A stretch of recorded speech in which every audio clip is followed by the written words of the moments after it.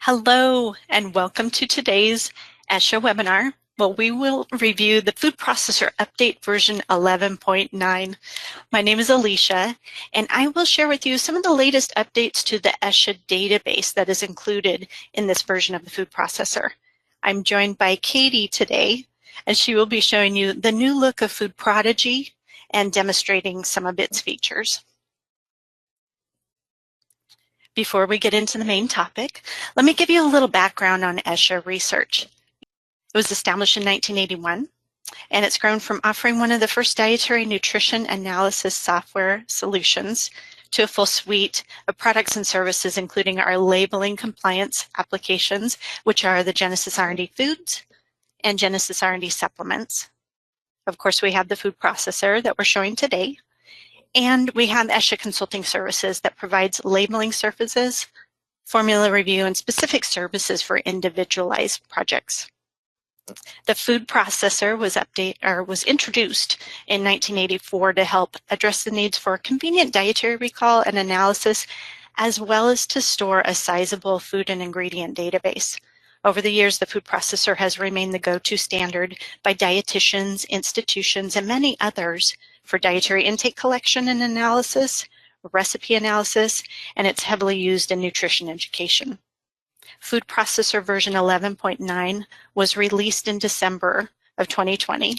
The cloud accounts have been updated automatically. If you are running a desktop installation version and have any questions about your version or your license, please contact the ESHA sales team at sales@esha.com. Throughout the year, ESHA presents webinars on a variety of topics, including the software updates. You'll find all of the previously recorded webinars on the ESHA website in the Events tab, and you can also sign up to receive notifications when webinars are being presented. As always, this webinar is being recorded, and you'll receive a link to the recording as well as to the slide deck following the webinar. Please note that if you have any questions, you can send those in right away. Use the GoToWebinar control panel. Don't wait until the end of the webinar. We do have folks standing by that can address your questions, but if we don't happen to get to your question during the webinar content, we will follow up with you directly.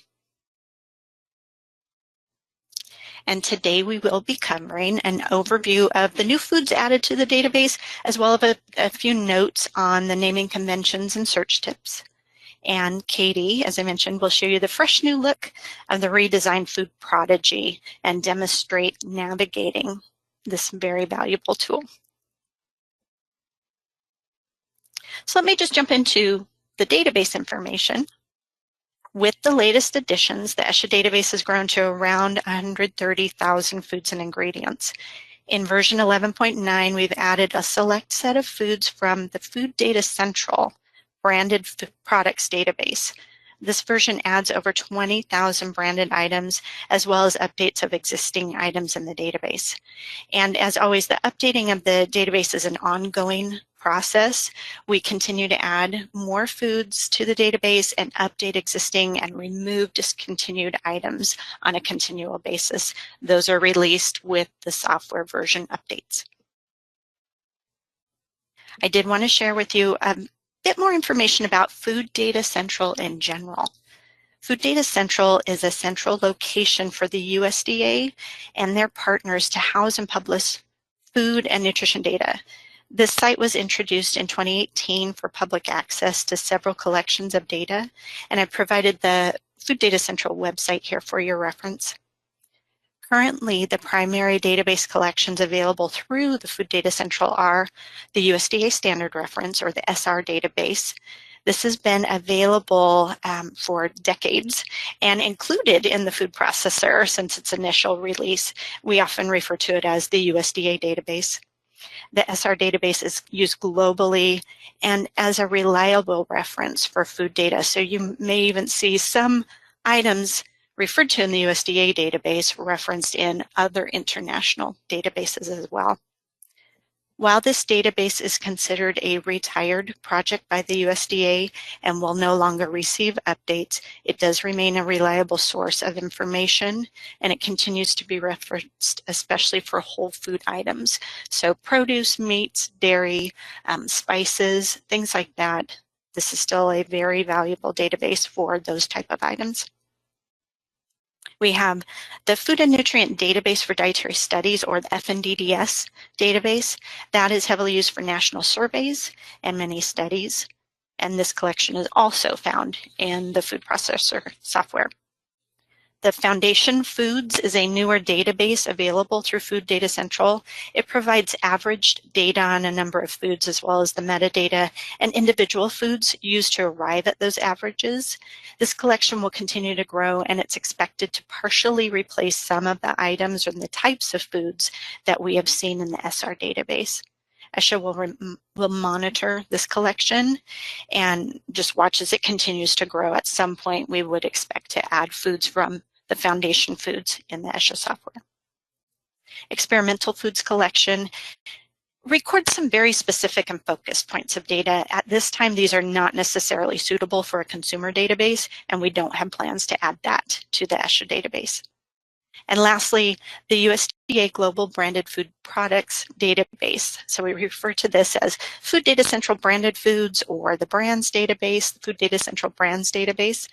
And that is the collection that offers data through a public-private partnership between USDA and others. Data is either submitted directly by manufacturers to the USDA, or it's collected through third party for inclusion in this database. The FoodData Central Brands database provides brand name and private label items, and it is routinely updated and added to. So part of this collection is what we have added to the food processor in the 11.9 update. I did want to show you this view from the FoodData Central website. They do offer an individual food search function, much like what we used to see on the USDA ARS website. So you can search for an individual food. You can also filter by those different collections that I mentioned. So a valuable service there, and we know a lot of customers that use Food Processor and refer to this site as well. And specifically regarding the FoodData Central Branded Food Products Database, this collection contains over 341,000 foods and ingredients, and it's quickly growing. Of this large number of foods, like I said, we've filtered out about 20,000 items to include in the food processor. These are foods that primarily report the mandatory 2016 label nutrients. Some may report more. It really relies on what the manufacturers have submitted or what they report on their products. And manufacturers may submit data to the USDA either in 100-gram unrounded amounts, or they might submit data per serving, rounded information like you would see on the product labels. So again, that's really based on what they choose to submit or how their information is presented on packaging. The food processor does provide you with the units that are appropriate for each food. So when you search and select foods, you can also choose units of measure like 1 each, 1 container, 12 fluid ounces, etc., whatever is appropriate for that specific food. And the USDA will offer updates to the information on a fairly regular schedule, so ESHA will monitor the foods and the data available and will incorporate updates to the FoodData Central information in the food processor updates. I did also want to talk a little bit about what we do with the data and the foods and names. Here are some examples of what you might expect to see of the FoodData Central Foods and Food Processor. With every update of the food processor, and the foods that we include in the software, we follow specific conventions. And we run a series of data checks to review the data and be sure that it's accurate and as useful as possible to you. So we want you to search and be able to find those foods you're looking for and present data that makes sense and is appropriate for these items. We do run calculations and data checks that include mathematical review of values to be sure that they add up and they make sense. And we calculate additional fields when possible based on the provided data, such as calculating kilojoules from calories or providing the available carbohydrates, vitamin D, IU conversions, if micrograms are now reported for vitamin D, and we cascade zeros where appropriate. For instance, if total fat is reported as 0, then the fat subcomponents will also be reported as 0. We also apply a consistent naming convention to the foods in the ESHA database. So you can see here in the blue chart an example of FoodData Central names and their corresponding ESHA names that are listed in the software. So here, some of the items like the baked beans and the mac and cheese examples you see here, they experience a reordering of the parts of the name to help with filtering and sorting.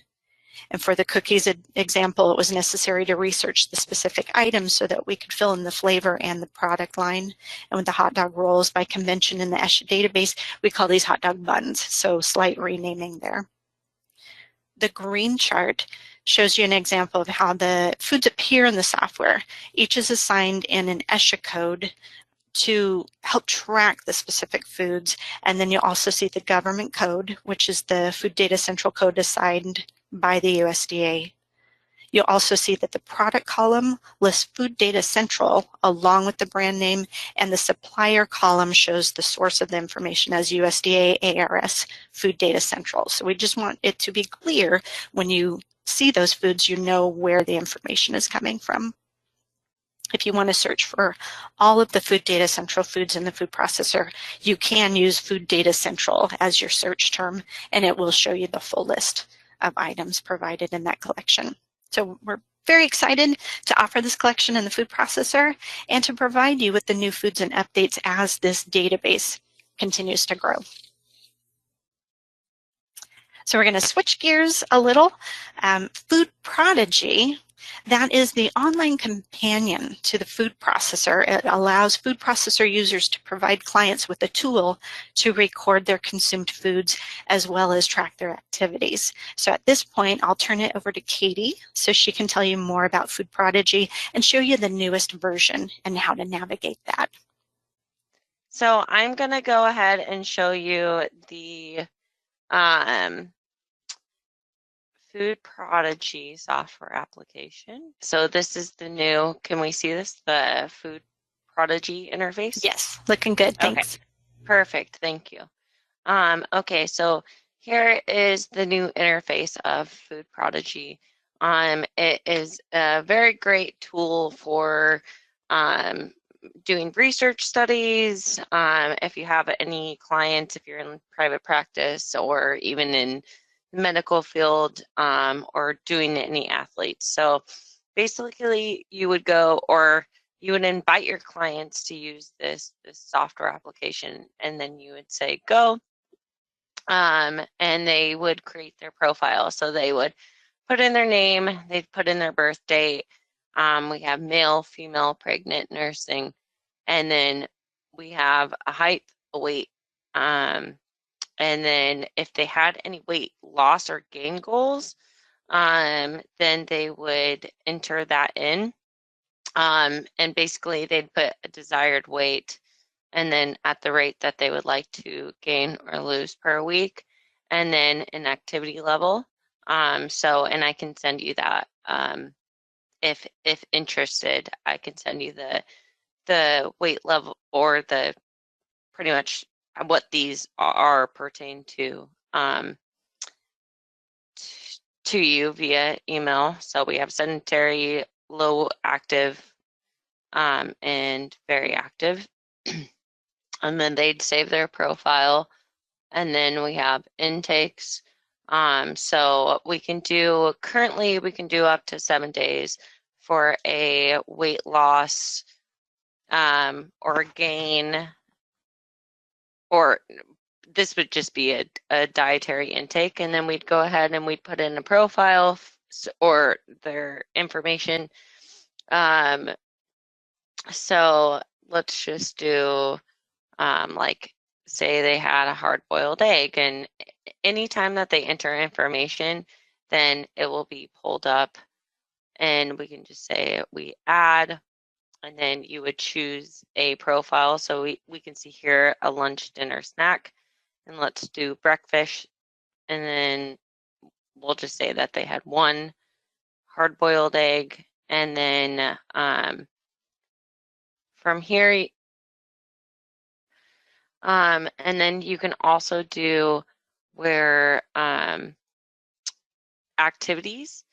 And so that would be, you can do anything from walking the dog, running, that sort of thing.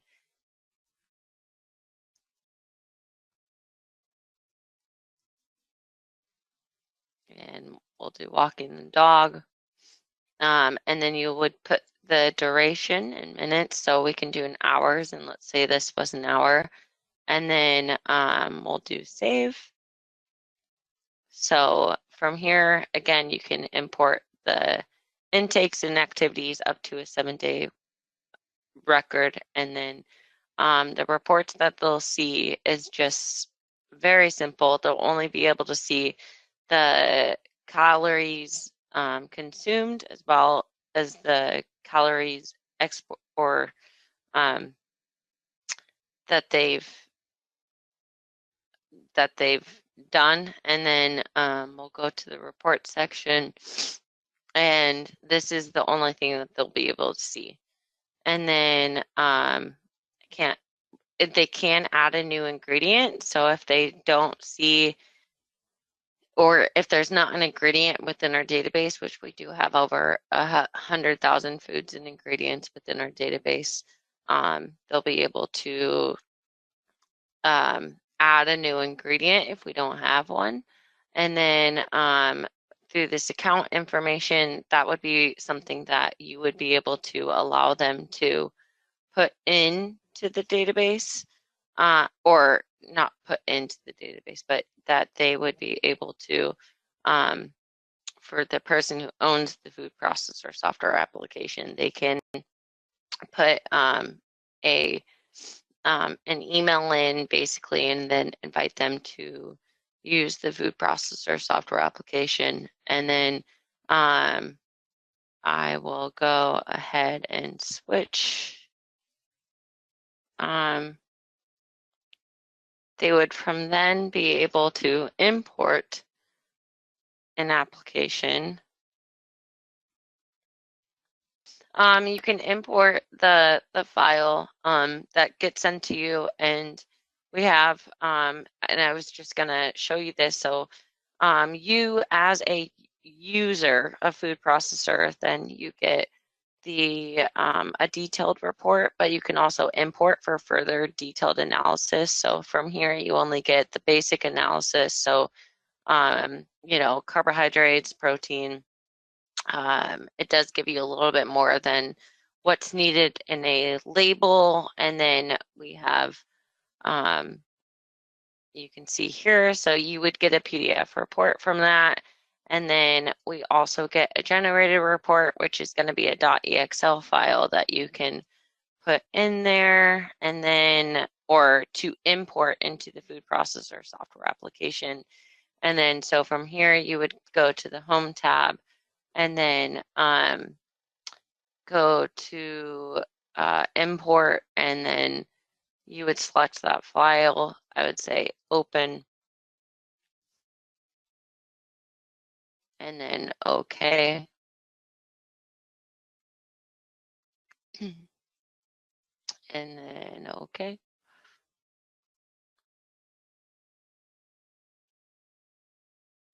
And then we can go ahead and open up that file, and we can say person, and then Katie, and do select.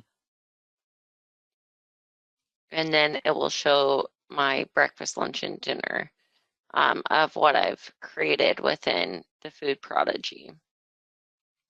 And then you can look at more of a detailed report.